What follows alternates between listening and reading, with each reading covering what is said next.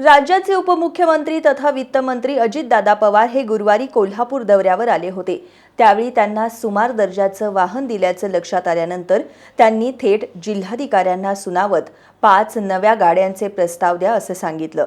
यावर शिवसेना उद्धव बाळासाहेब ठाकरे पक्षाचे उपनेते संजय पवार यांनी स्वतःच्या गाडीच्या सुविधांबद्दल सावधगिरी बाळगत असताना दादांनी कोल्हापूरची जनता कुठल्या त्रासात अडकली आहे याचा शोध घेण्याची गरज निर्माण झाली नाही का असा सवाल उपस्थित केलाय। त्यांनी प्रसिद्धी पत्रकाद्वारे कोल्हापूरच्या प्रलंबित प्रश्नांकडे लक्ष वेधत दादा जनतेच्या वतीनं 2 गाड्या देतो परंतु आमचे प्रश्न सोडवा अशी विनंती उपमुख्यमंत्री अजित पवार यांना केली आहे। जय महाराष्ट्र।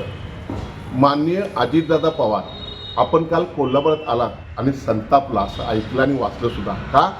तुम्हाला गाडी खराब लागली म्हणून, तुम्हाला प्रोटोकॉलची जी गाडी द्यायला पाहिजे ती चांगली नव्हती म्हणून। आम्ही कोल्हापूरकरांनी कुणावर संतापायचं? हे रस्ते कोल्हापुराचे तुम्ही वर्षानुवर्षे बघतोय, कोल्हापूर अक्षय शंक करतायत, शंक मारतायत। ह्या कोल्हापूरच्या रस्त्यासाठी 100 कोटी दिले, त्याचे काय झालं? तुमचेच मंत्री म्हणतो ते गुळगुळीत रस्ते देणार, त्याचं काय झालं? पाण्याचं काय झालं? पिण्याच्या पाण्याचं काय झालं? कचरा उठाव काय झालं? मूलभूत सुविधा ज्या आम्हाला पाहिजे त्याचं काय झालं? वर्षानुवर्ष कोल्हापूरला तुम्ही काय दिलं?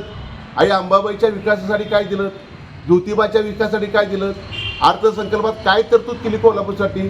मग आम्ही कोणावर संताप आहे दादा? तुम्हाला फक्त गाडी जर खराब लागली तुम्ही एवढं संतापताय, मग आम्ही कुणावर संताप आहे ह्याचा विचार दादा करा तुम्ही कोल्हापूर परत आल्यानंतर, आणि कोल्हापूरसाठी काय करायला लागते हे ठोस निर्णय घ्या, मग गाड्या बघा।